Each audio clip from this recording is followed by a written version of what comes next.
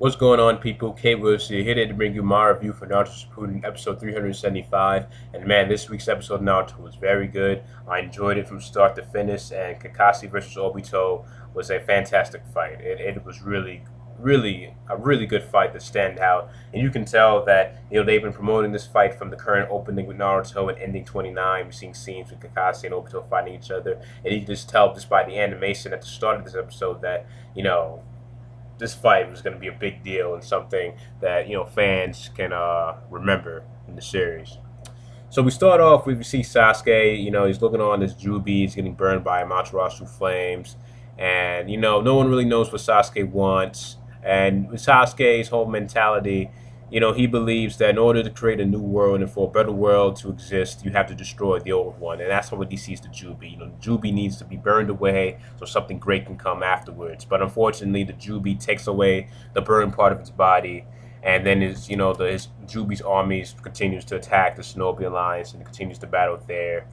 Sai and Sakura had their moment where, Sakura was like, oh, don't worry about it. We can trust Sasuke with a fake smile, and Sai saw this, and Shikamaru looked on too, because Shikamaru knows that at the end of all this, it's gonna be really awkward with Sasuke, and if he's gonna be back in the village, and that's just gonna be a weird situation for everybody.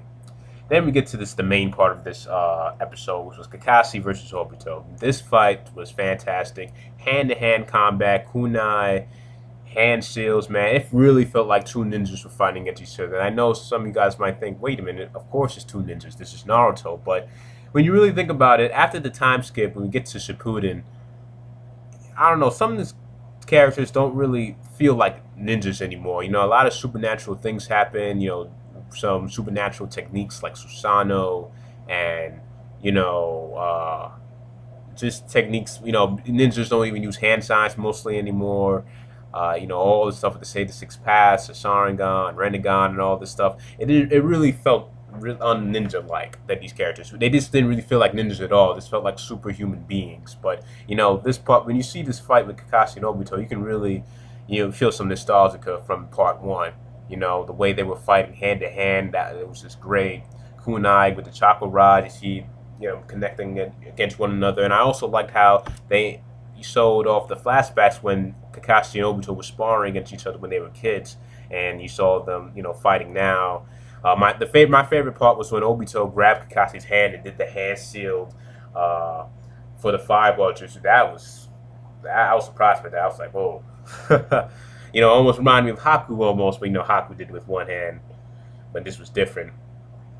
And you just see they're going back and forth, just punch and kicks, and in the end, though, Kakashi attacks Obito with a kunai enhanced lightning blade, and Obito hits him with a chakra rod. Obito has another hole in his chest, and he basically was like, "I'm out. I'm done. I'm taking too much damage." He goes back to the battlefield, and that's when Madara realizes that Obito's about to die, and he needs to use him while he can, so that Madara can have a real body, and he uses the Rene rebirth jutsu, and you see that.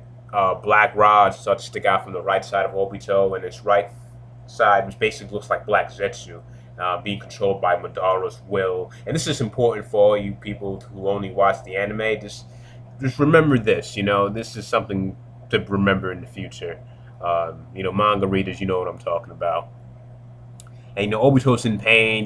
He's forcefully using the jutsu. Everyone's trying to attack Obito. You see Hashirama and Tobirama, with their clones, are trying to, stop Madara. Sasuke goes in, and this is one thing I like about Sasuke. He's an all-business guy, man. He sees a threat. He's not just going to be, careless about it. He's going to take it out, eliminate it, and that's that. He went there with Susanoo on riding a snake, shot that arrow, but it didn't work, unfortunately. But then in the end, though, it's Minato the one to take out Obito, because Minato senses that the Flying Thunder God mark was on this individual, and then when he slashes Obito, he finds out that that this is a student Obito, and the shock on his face says it all, and he remembers that this was the masked man that unleashed the Nine Tails on the village and caused Kushina his death. And he was just surprised; he couldn't believe it that it was him that whole time. And unfortunately, though, Obito gets the last laugh because the jutsu that he performed was to become the Jinchuuriki of the Jubi. And you see the Jubi being, uh, transferring into Obito's body, and thus Obito in the end being the Jinchuuriki. And once again, I said this episode was very good. Kakashi and Obito stood out a lot, and they always do this when every time the episodes get good. And then now I know the next episode is gonna be filler. I think it deals with Mecha Naruto. I know it's probably to help promote the new Naruto Shippuden Revolution video game. But man, this fight between Kakashi though and Obito, they need to do more of that. This exceeded all my expectations. And really just felt some nostalgia when it comes to this part one and just two ninjas just duking it out like that. That was just fantastic.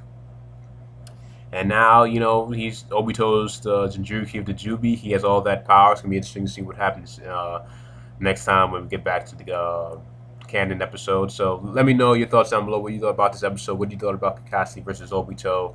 What you liked about it. What you disliked about this episode. Thanks for listening in. I'll see you guys later. Please leave all your thoughts down below. And I'll catch you guys later. Have a good night.